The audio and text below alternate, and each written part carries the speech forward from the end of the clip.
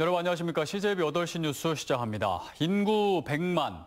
현재 특례시 지정을 받기 위한 가장 큰 전제 조건입니다. 민선 7기 청주시의 특례시 지정이 좌절됐던 이유였는데요. 그런데 이 기준이 바뀔 가능성이 커지면서 청주시가 중앙정부의 동향 파악에 나서는 한편 다시 한번 특례시 도전에 나섰습니다. 홍우표 기자입니다. 청주시가 특례시 지정을 받고 싶은 가장 큰 이유는 인구 88만 명과 면적 941제곱킬로미터에 걸맞는 행정력을 갖추기 위해서입니다. 특례시로 지정되면 지방채 발행이나 건축물 승인, 택지 개발지구 지정 등을 자체적으로 할 수 있게 됩니다. 게다가 한 명의 부시장을 더 둘 수 있고 조직도 확대할 수 있습니다. 지난 민선 7기 한범덕 시장이 그토록 특례시 지정에 사활을 걸었던 이유입니다. 하지만 당시 현실은 녹록치 않았습니다. 당장 권한의 일부를 내줘야 하는 이시종 지사의 공개적 반대가 극심했습니다. 다른 시군도 우호적이지 않았습니다. 결국 국회는 특례시 지정의 최소 인구를 50만 명이 아닌 100만으로 정하면서 청주시는 특례시 진입에 실패하게 됩니다. 그런데 최근 이 기준이 바뀔 수 있다는 관측이 제기되고 있습니다. 행정안전부 산하 미래지향적 행정체제 개편 자문위원회가 특례시 인구 기준을 50만 명으로 낮출 것을 권고한 것입니다. 행안부도 이를 적극 수용해 방안 마련에 나서기로 했습니다. 더욱이 통합 청주시의 경우 비수도권의 거점 대도시의 역할이 기대되고 있는 상황으로 인구 기준만 바뀐다면 특례시 지정이 유력해집니다.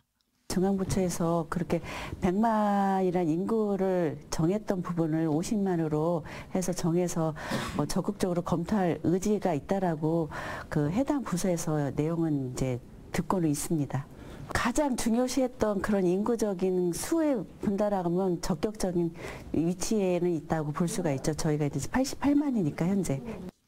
이시종 지사와 달리 정치인 출신인 김용한 지사가 청주시의 특례시 지정 재도전에 어떤 입장을 내놓을지도 관심사로 떠올랐습니다.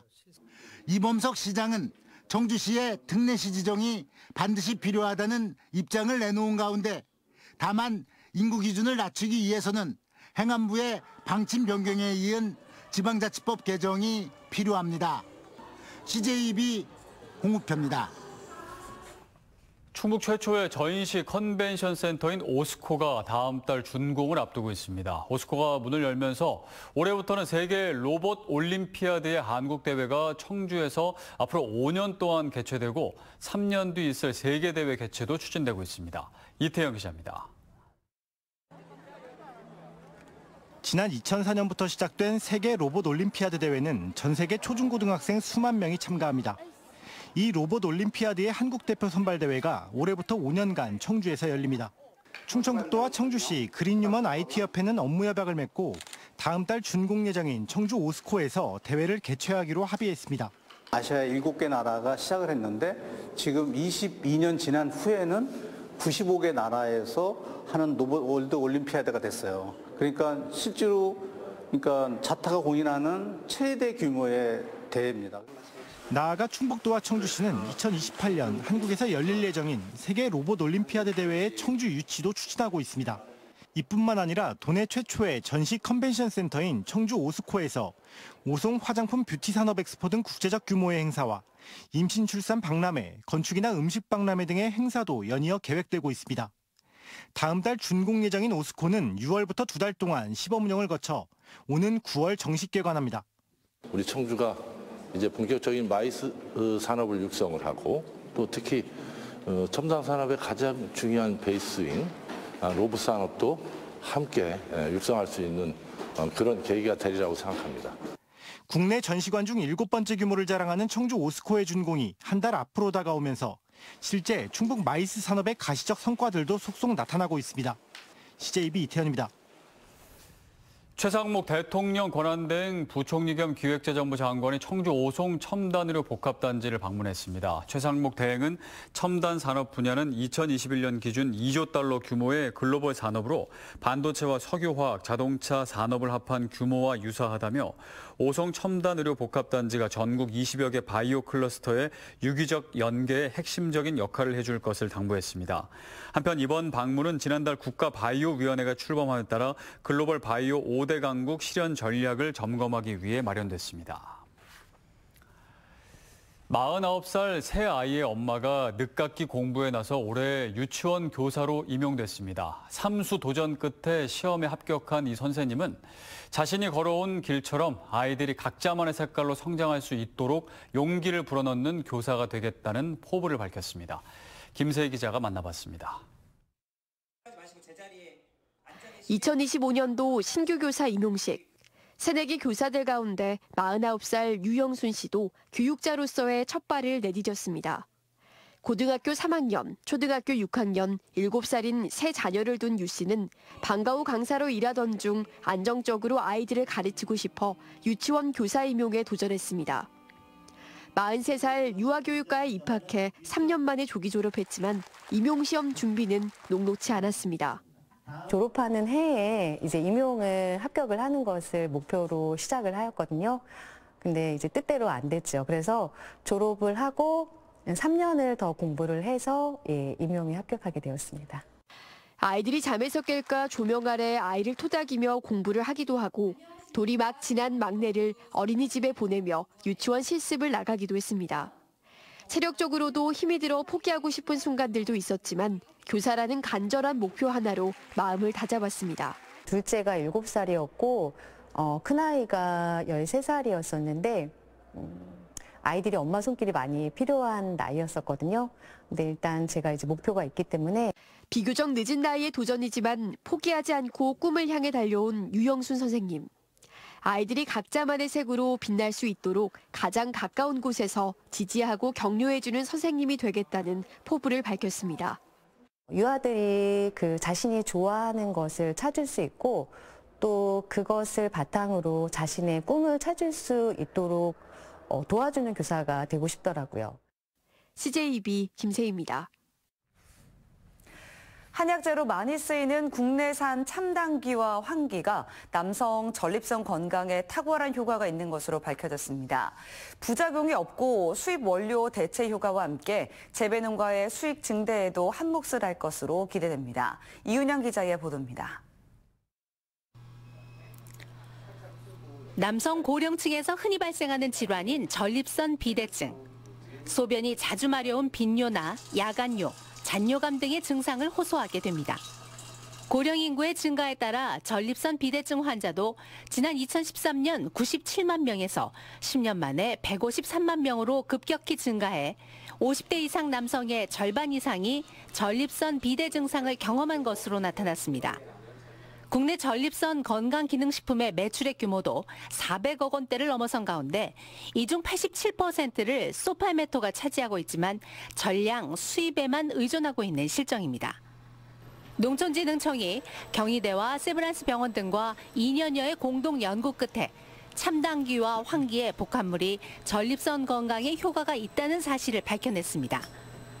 전립선 증상이 있는 만 40세에서 75세 남성 100명을 두 집단으로 나눠 한쪽에는 참당귀와 황귀 추출물을 2대1로 섞은 복합물을, 다른 쪽은 가짜약을 하루 0.6g씩 12주 동안 섭취하도록 했습니다. 그 결과 참당귀와 황귀의 복합물을 먹은 집단은 국제 전립선 증상 점수 총점에서 복용 전보다 26%가 감소했고 가짜약을 먹은 집단은 11% 감소하는 데 그쳤습니다. 특히 잔뇨감 점수는 참당귀와 황귀 복합물 섭취 집단에서 37%가 감소했지만 가짜약 집단은 오히려 9%가 증가했습니다. 중년 남성들한테는 이 약을 복용함으로 인해서 전립선 증상이 악화되는 것을 좀 예방할 수 있고 다소 경미한 증상이라도 좀 더 소변 보는데 편안함을 느낄 수 있는. 이 같은 결과로 참당귀와 황귀 복합물은 식약처로부터 전립선 건강기능식품 원료로 인정을 받았습니다. 다양한 건강기능식품을 개발하고 전립선 시장이 지금 소팔메토 위주로 돌아가고 있는데 참당귀, 황귀로 대체 시장을 만드는 데 노력하겠습니다. 농촌진흥청은 국내 특허 출원을 마치고 기술 이전과 함께 본격적인 생산에 들어가 올 가을쯤 소비자들에게 선보일 계획입니다. 국내산 약용작물인 참당기와 황기를 활용해서 전립선 건강의 기능성을 인정받은 것이기 때문에 수입 대체 효과도 기대할 수 있을 것이고, 그리고 참당기와 황기의 판로를 더 확대를 하는 측면에서 농가의 소득 증대도 기대할 수 있을 것 같습니다. 전립선 비대증 환자 153만 명 시대. 순수 국내의 기술력으로 부작용 없는 안전한 치료제 개발과 함께 약용작물 산업을 활성화하는 기폭제가 될 것으로 기대를 모으고 있습니다. CJB 이윤영입니다. 겨울 해풍을 맞고 자란 봄동이 제철을 맞아 본격 출하되고 있습니다. 올해는 겨울 추위가 매서웠던 만큼 상품성이 좋아 농가 소득의 보탬이 될 전망인데요. 다음 달 초까지 이어지는 봄동 수확 현장을 KBC 고익수 기자가 다녀왔습니다. 푸르름으로 가득한 진도의 봄동밭. 이른 아침 칼바람 추위 속에서 봄동을 캐는 일손이 분주합니다. 잎이 옆으로 퍼져 자라는 봄동은 추위를 견뎌내면서 더 달큰하고 아삭한 맛을 냅니다. 제철 봄동은 속이 노랄수록 더욱 고소하고 단맛이 풍부합니다. 특히 전국 생산량의 40%를 차지하는 진도 봄동은 겨울 해풍과 서리를 맞고 자라 단연 최고의 맛과 품질을 자랑하고 있습니다. 이제 진도 같은 경우는 서해와 남해가 좀 교차하는 지역이기 때문에 해풍을 머금고 자라는 그런 특성이 있어서 맛이 아무래도 부드럽고 더 단맛이 나는 것이 특성입니다. 가장 맛있는 시기인 요즘 봄동 수요가 늘면서 가격도 10kg 한 상자에 2만 3, 4천 원으로 지난해보다 다소 높게 형성되고 있습니다. 진도 봄동이 전국적으로 인기가 있는데 가격이 전년 대비에 조금 좋아가지고, 그리고 지금 소비도 많이 늘어가고 있어서 봄동 농가들은 조금 작년에 비해서 좀 어깨가 펴고 있는 상황입니다. 수분이 많은 봄동은 겉절이로 버무려 먹으면 입안 가득히 봄의 향내를 느낄 수 있습니다. 싱싱한 맛이 그리워진 겨울 식단에 입맛을 돋우는 봄동. 겨울의 긴 터널을 지나 남도의 봄이 성큼 다가옴을 알리고 있습니다. KBC 고익수입니다. 지난 2023년 7월 오송 지하차도 참사 당시 미호강 범람으로 수해를 입은 청주 오송읍 주민들이 제방을 부실 공사한 행정중심 복합도시건설청과 시공사를 상대로 100억 원의 보상금을 청구했습니다. 오송 수해 주민보상대책위 소속 162가구는 피해를 입은 주민들이 대출을 받아 복구 비용을 마련해 생활하는 실정이라며 중앙환경분쟁조정위원회에 분쟁조정 신청서를 제출했습니다. 그러나 오송 참사 관련 형사 재판이 아직 진행 중이란 이유로 최근 조정이 보류된 것으로 전해지면서 결과가 나오기까진 오랜 시간이 걸릴 전망입니다. 제천시가 350억 원을 들여 천연물 소재 전주기 표준화 허브 구축 사업을 본격 추진합니다. 지난해 농림축산부 공모사업 선정에 따라 허브센터 190억 원, 장비 110억 원, 시범 운영에 50억 원이 투입될 계획입니다.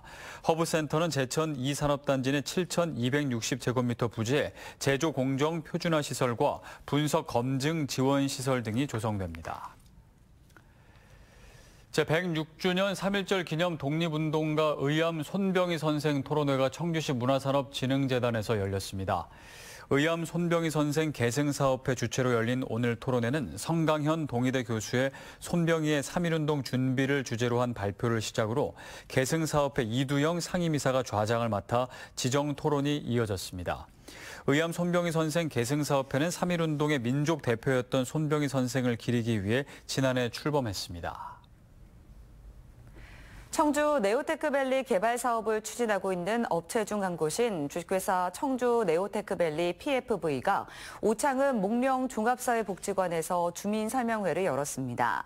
업체 측은 주민설명회에서 사업 개요와 함께 사업 추진 일정, 보상 개요 등에 대해 설명했습니다. 한편 청주시는 오늘 주민설명회는 업체 측이 자체적으로 마련한 것으로 법정 주민설명회는 아니었다며 오는 4월쯤 투자 의향서와 산단 계획 승인 신청서를 제출한 업체 2곳 가운데 한 곳을 선정할 방침이라고 밝혔습니다. 이상으로 CJ 8시 뉴스를 모두 마칩니다. 시청해주신 여러분 고맙습니다.